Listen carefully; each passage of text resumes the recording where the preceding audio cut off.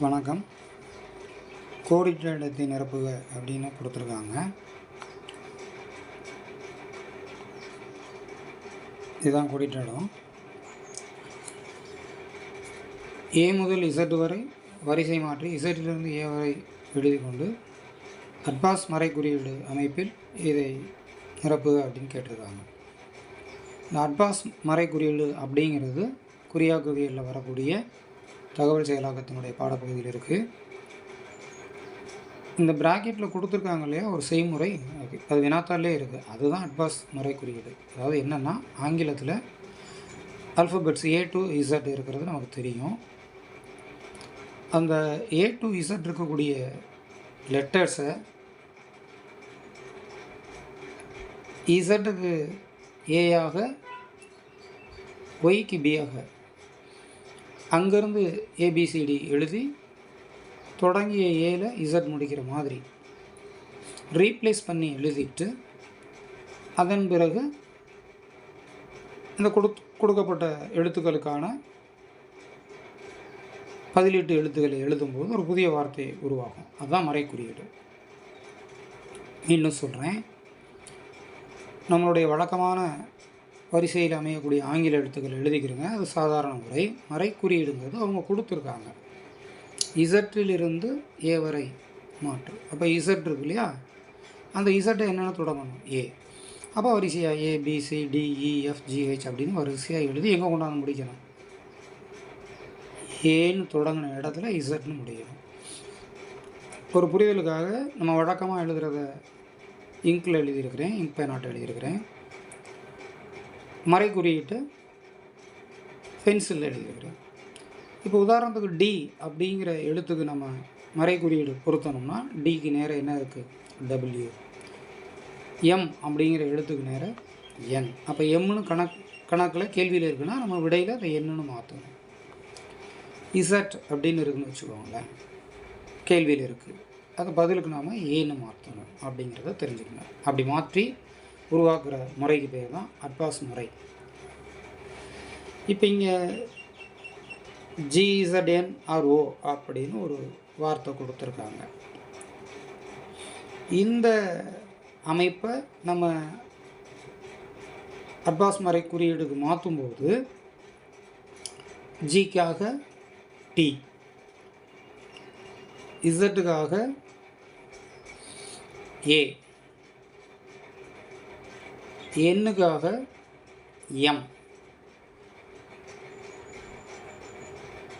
ஆறுக்காக ஐ, ஓ அப்படிங்கிற English எழுத்துக்காக replace த L. இப்போ தமிழ் அப்படின்னு ஒரு வார்த்தை கிடச்சிருக்கு. அடுத்து VM TORHS, இது வாசிக்கக்கூடிய அளவுலையும் வரலாம், வாசிக்க இயலாத அளவுலையும் வரலாம். நம்ம அதை நினைக்க வேண்டாம். இப்போ நம்ம ரீப்ளேஸ் பண்ணணும். விக்கு பதிலாக என்ன எழுத்து, இ, அதை எழுதுகிறோம். எம்முக்கு பதிலாக என், டிக்கு பதிலாக ஜி, ஓக்கு பதிலாக எல், ஆறுக்கு பதிலாக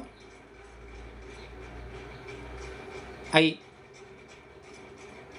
ஹெச்சுக்கு பதிலாக எஸ்,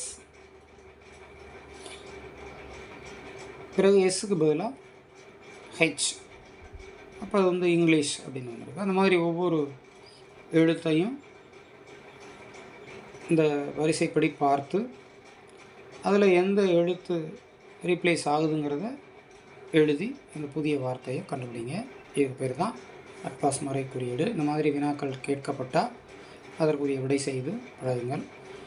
இது நிறைய முறை கேட்கப்பட்ட மாதிரி தெரியலை, ஆனால் கேட்டிருக்காங்க. இந்த மாதிரி வினாக்கள் கேட்டிருக்காங்க அப்படிங்கும்போது நம்ம பயிற்சி செய்து கொள்ள வேண்டும்.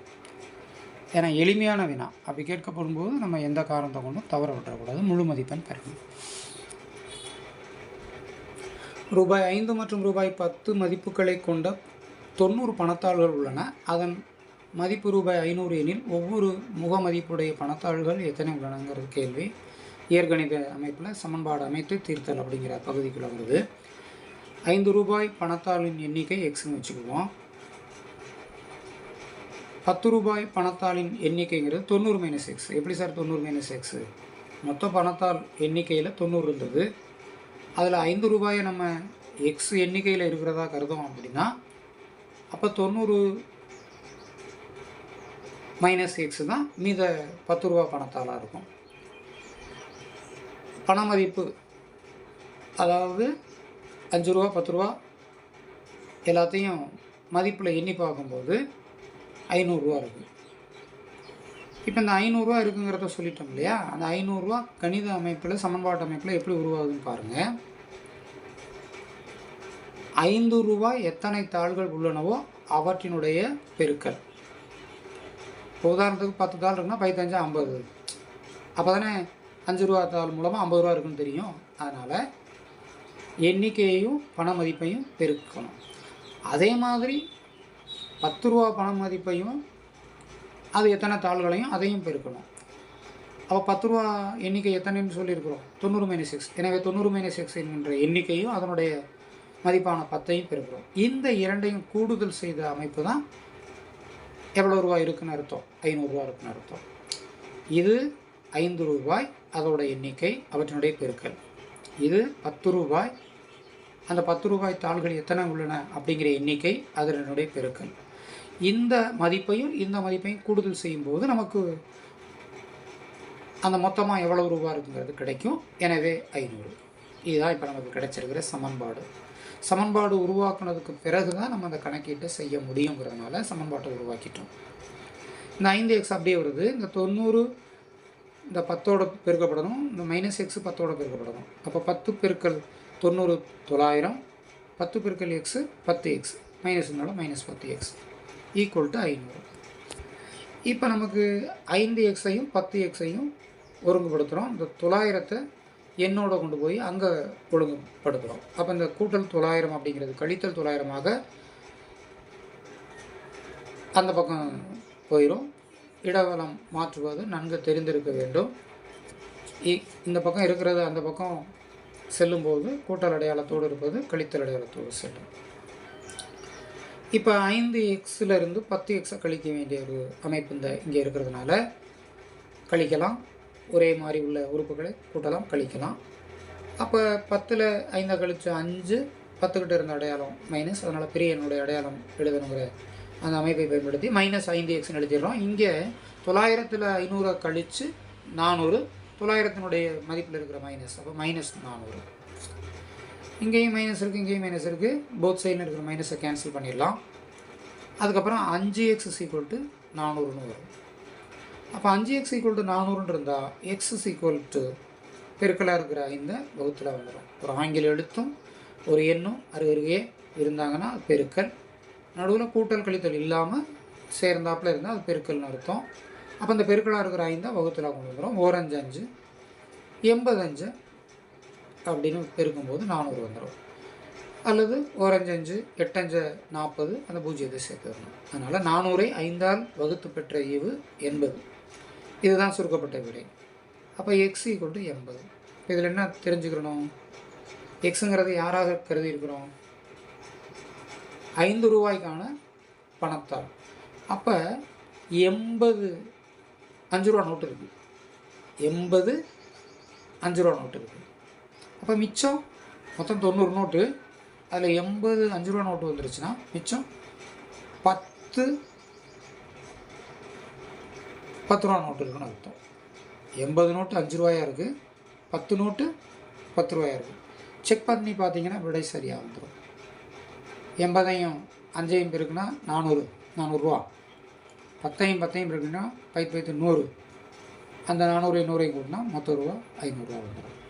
ஒரு எளிமையான கணக்கு. இந்த மாதிரி கணக்குகள் வரும்போது நம்ம அந்த சமன்பாடு அமைக்கிறதுக்கு முதல்ல பயிற்சி எடுத்துக்கணும். சமன்பாடு அமைச்சுட்டு அதுக்கப்புறம் தீர்வு செய்கிறதுங்கிறது எளிமைப்படும். முயற்சி செய்யுங்கள். பாராட்டுகள், வாழ்த்துகள். நன்றி.